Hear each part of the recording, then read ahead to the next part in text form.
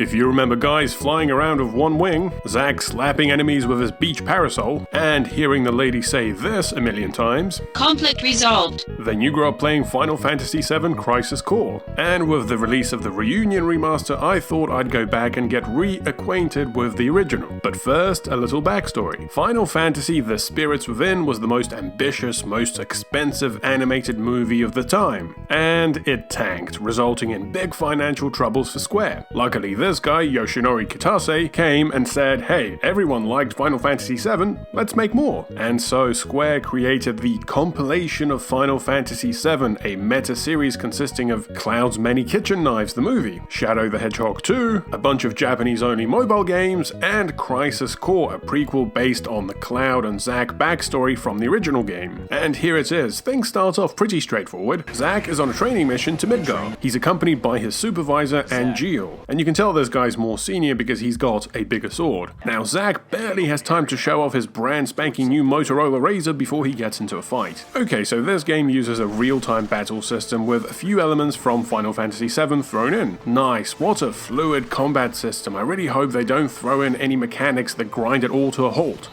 What the hell is that? Oh well, I guess it only happens during a limit break or something. Wait, there it is again, and again. Oh, and it's also used to level up? Hold on, I think the developers are trying to tell us something. I think Zag's got a gambling problem. Look, he's in the middle of battle and all he can think about are the old fruit machines. Oh, this is worse than that time Kanto's Alcohol and Gaming Commission let 10-year-olds gamble at their casinos. Okay, so what about the story? It should be pretty straightforward, right? After all, it's based on a couple of flashbacks from the first game. Yeah, about that. You see, the developers decided to pad things out a little. So you've got Zag, who's a soldier, in all caps, and he goes on missions set by Prince Charming, the director. Zag's supervisor is Angio, the dark, brooding type who just won't shut up with his edgy takes on everything. Honor can be quite a burden. No story is not worth hearing. Angio decides to defect and join his mate Genesis, who is also a former soldier / male model. Genesis. And so Zag goes looking for Genesis. Is anyone home? Excuse me, madam, I'm looking for my former colleagues. Have you seen them? Zag finally finds Genesis, but the fella grows one wing and flies away, making Zag seriously question everything he knows about the laws of physics. Zag needs a new supervisor, so they find a guy with the longest sword around. It's okay, he's not evil, yet. It turns out Sephiroth is actually friends with the two deserters, and we find this out through a flashback, which looks like a music video for a power ballad. Ripples form on the water's surface. The wandering soul knows no rest. The three fellas decide to shrug off all the sexual tension by having a good old-fashioned sword fight, on top of a thick, long cannon. Is there like a chocobo minigame I can play maybe? So it turns out this scientist used Genova cells to genetically alter Genesis and Angio. Oh, and he's also created an army of Genesis clones. Alright, that's enough of you. Hey, come back. Jeez, who'd have thought a portly scientist could outrun a first-rank soldier? Oh, yeah, there we go, I've always got him. Oh god, not this again. I've become a monster. A monster's objective is usually world domination or revenge. Anyway, Zag ends up getting punched so hard he falls to the base plate where he meets Aerith. Aerith? How are we pronouncing it these days? The two quickly hit it off, and you can tell Zag fancies Aerith because she starts popping up in his gambling addiction. Unfortunately, duty calls because the Genesises are attacking headquarters. This time they brought a summon. activating combat mode.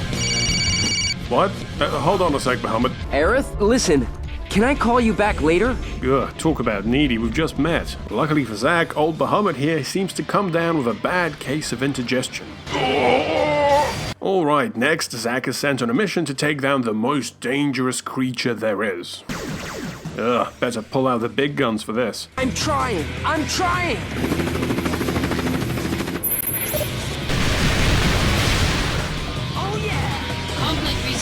Zag is then sent to Shadow Moses, where he has to sneak past the guards without being spotted. Oh, don't mind me, fellas, I'm just doing some squats. Oh, and also he meets this generic, definitely inconsequential soldier. Zag then infiltrates the base, where he finds Angio. Alright, let's hear it. Zach, I am perfect. A perfect monster. Look, even his own monster dogs couldn't take the cringe anymore, so they decided to eat him. Unfortunately, Angio's cringe levels were just too powerful, turning him into a metal lion with a sword and a shield and a wing and teeth in his gut. Again, how did a 5-minute flashback from the first game turn into all of this? Anyway, so Zag defeats Angio, who gives him the Buster Sword as he lays dying. Zach, do you mind? It's incredibly heavy. Wow, what a sad moment. A few moments later. Now, Zach's vacation is rudely interrupted by more Genesis clones, this time in scuba gear, each sold separately. Well, time to beat them up with my trusty beach parasol, which still makes sword sounds. Oh boy, I can't wait to see Aerith. Zach! Aerith, how could you? With a metal dog with a wing of all people? Okay, we're finally on to the part everyone remembers from the original game. The crew arrive at Nibelheim, Sephiroth learns the truth about his origin, goes crazy, and we get this famous shot. Careful not to singe your hair. Zack confronts Sephiroth, but it's too late. Sephiroth's already unlocked his theme music. Okay, so Zack takes a slight fall, then Cloud arrives and stabs Sephiroth. Hold on, how has he not been cut in half with that thing? Anyway, Zack and Cloud are experimented on, but Zack breaks them out. Unfortunately, Cloud is a little worse for wear. Alright, let me just put you down here for a second while I go fight the soldiers. Oh no, they're stealing Cloud. Excuse me, that's my property. Is he alright? Mako addiction. Severe case. Oh, I see, he's taking him to Mako rehab. Your cells will be my gift of the goddess. Oh great, this guy again. This time it looks like he's been rolling around in flour. He just ate my hair. Jesus Christ, Zack, how much wax did you put in your hair? Poor Zack just can't catch a break. All he's trying to do is get his friend to rehab, and all these weirdos just keep getting in his way. First Genesis, now Santa. No, get away from him, Santa. Activating combat mode. What? You want to fight? Alright, do your worst. You'll share my pain.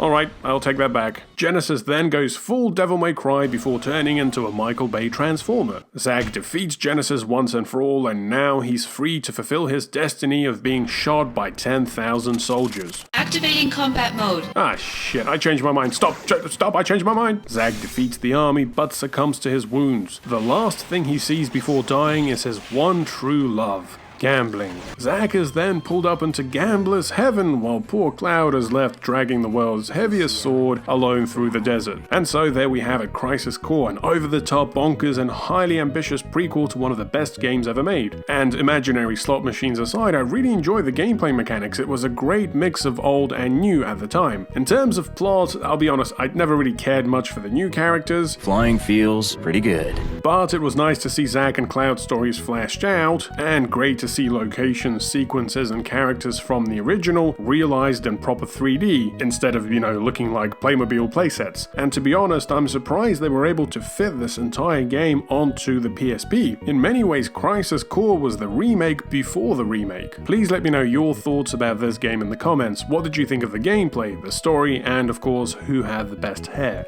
As always, thanks for watching. Please remember to like, subscribe, hit the bell, and follow me on Twitter. See you next time.